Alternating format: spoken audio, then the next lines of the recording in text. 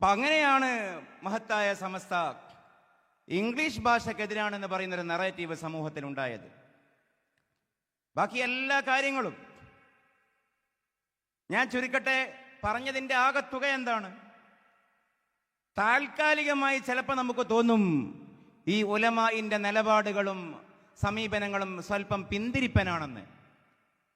പക്ഷേ കുറച്ചുകൂടി കാലം കഴിയുമ്പോൾ മനസ്സിലാവും അവര് നേരത്തെ പറഞ്ഞതും കണ്ടതും തന്നെയാണ് സിദ്ധൌഷധങ്ങൾ എന്ന്. വിവേകം അവർക്കാണ്. രത്നങ്ങൾക്കിടയിൽ നിന്ന് കുപ്പിച്ചുകളിനെ കണ്ടെത്താൻ, കതിരും പതിരും വേർതിരിച്ച് പറഞ്ഞു തരാൻ തൗഫീഖും സനദുമുള്ള ഉലമാഉക്കളും സാദാത്യങ്ങളും നമുക്കുണ്ട്. അവരോട് അദബുണ്ടാകണം. ആ അദബില്ലാതായാൽ ദീനില്ലാതാകും. അദബിന്റെ പിറകെ മാത്രമേ അറിവിന് സ്ഥാനമുള്ളൂ. ഒറ്റൊരു ഉദാഹരണം കൂടി സൂചിപ്പിച്ച് ഞാൻ നിർത്തട്ടെ. ഇവിടെ എന്നെ ക്ഷണിച്ച ആമുഖം പറഞ്ഞ ബഹുമാനപ്പെട്ട മജീദ് ഹുദവി ഉസ്താദ് സൂചിപ്പിച്ച കുറെ വിഭാഗങ്ങളില്ലേ? സ്വതന്ത്ര ചിന്തകർ, വ്യക്തി സ്വതന്ത്രവാദികൾ, മതത്തിനകത്തും പുറത്തുമുള്ള പ്രവണതക്കാർ. രണ്ടിലും എന്തേ പ്രശ്നം? വ്യക്തിപരമായി പ്രമാണങ്ങളെയും ദീനിനെയും വായിക്കുന്നു.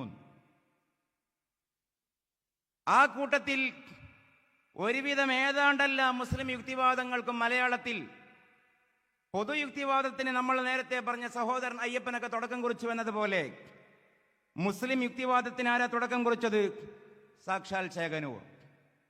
എത്ര വലിയ ബുദ്ധിശാലിയാണ്, എത്ര വലിയ പണ്ഡിതനായിരുന്നു. മനസ്സിലാക്കാനാണ്. ഞാൻ സമയം കവരുകയല്ല. ബാക്കിയാത്തു സാലിഹാത്തിൽ അദ്ദേഹം പഠിക്കുന്ന കാലത്ത് ഗസ്റ്റ് ഹൗസിൽ ഉറങ്ങിയതായിരുന്നു അദ്ദേഹം കാണിച്ച ഗുരുതരമായൊരു അച്ചടക്ക ലംഘനം.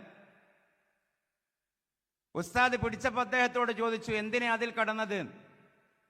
അദ്ദേഹം പുകവലിച്ചിട്ട് അതിൽ കടന്നതായിരുന്നു. അദ്ദേഹം പറഞ്ഞു, ഞാൻ പുകവലിച്ചിട്ട് ഉറങ്ങിപ്പോയതാണ്.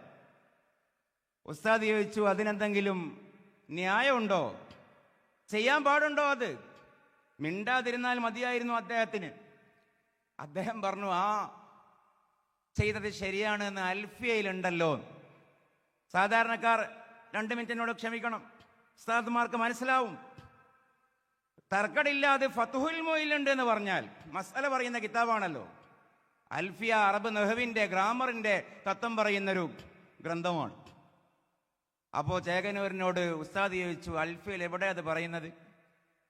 ചേകനൂര് പറഞ്ഞു, പുകവലിച്ചിട്ട് ഗസ്റ്റ് ഹൗസിൽ ഉറങ്ങിയതിന്റെ ന്യായം അറബ് നഹ്വിന്റെ കിതാബിൽ എന്ന് പറയാൻ മാത്രം ബുദ്ധിശാലിയായിരുന്നു എന്നുകൂടി മനസ്സിലാക്കണം.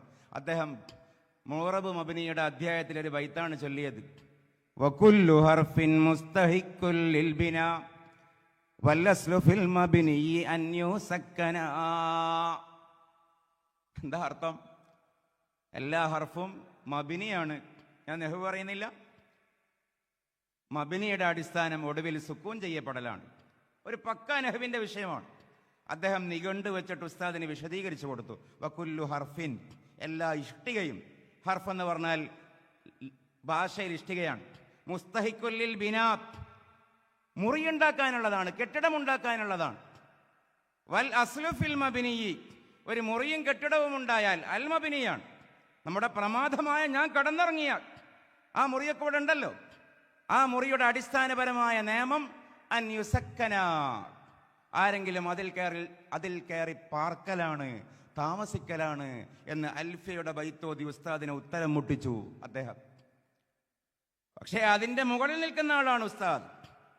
ഉസ്താദ് അതേ റജസിൽ, അതേ വൃത്തത്തിൽ എടുത്തടിച്ച പോലെ പറഞ്ഞു, വകുല്ലു ഹൽകിൻ മുസ്തഹിഖുൽ ലിൽ ഫനാ വല്ലസ്ലു ഫിൽ ഇൻസാനി അയ്യുദ്ഫന വൽ ഖൽഖു മുസ്തഹിഖുൽ ലിൽ വകുല്ലു ഖൽഖിൻ, എല്ലാ സൃഷ്ടികളും മുസ്തഹിഖുൽ ലിൽ ഫനാ, നശിച്ച് നുരുമ്പാനുള്ളതാണ്. വൽ അസ്ലു ഫിൽ ഇൻസാനി, അദ്ദേഹത്തിന്റെ ചേകനൂരിന്റെ നഹ്വ് പാണ്ഡിത്യം അൽ മബ്നിയാണ്, പ്രമാദമായ ഈ മുറി അതേ നഹ്വിന്റെ നിയമമാണ്. വൽ അസ്ലു ഫിൽ ഇൻസാനി, എൻ്റെ മുമ്പിൽ ഇപ്പൊ കയർക്കുന്ന തൻ്റെ അടിസ്ഥാനപരമായ നിയമം അന്യുതുഫന, ഏതോ ഒരു ചുവന്ന കുന്നിൽ കുഴിച്ചിടപ്പെടലാണ്. അറം പറ്റിയ വാക്ക്. ഒരുപക്ഷെ ഇന്നത്തെ ഒരു സാമൂഹിക ബോധം വെച്ച് നോക്കിയാൽ പദ്യം ചൊല്ലി ഉസ്താദിന് മറുപടി കൊടുത്ത കുട്ടിക്ക് ഒരുപക്ഷെ അവാർഡ് കൊടുത്തേക്കും. പക്ഷെ അന്ന് ആലോചിക്കണം, ഞാൻ ആരെയും ചെറുതാക്കാൻ വേണ്ടി പറഞ്ഞതല്ല. 1, 2, 3 വേണ്ട 9 വരെ അദബാണ്, 10 ഇൽമ. ഇതുകൂടി പറയാനാണ് മഹത്തായ സമസ്ത കേരള ജമിയത്തുൽ ഉലമ. ഞാൻ എൻ്റെ വാക്കുകൾ അവസാനിപ്പിക്കുകയാണ്. അതിൻ്റെ മഹത്തായ ശതാബ്ദിയുടെ സന്ദേശവും സാരോപദേശങ്ങളും നൽകാൻ വേണ്ടിയാണ് മഹാനരായ നമ്മുടെ അഭിവന്യ നേതാവ് സയ്യിദുൽ ഉലമ ഇവിടെ എത്തിച്ചേർന്നത്. ആ മഹത്തായ നേതൃത്വത്തിന് സമയവും വേദിയും ഒഴിഞ്ഞു കൊടുക്കാൻ വേണ്ടി ഞാൻ അവസാനിപ്പിക്കുന്നു. ഊസൈക്കും വിദ്വാ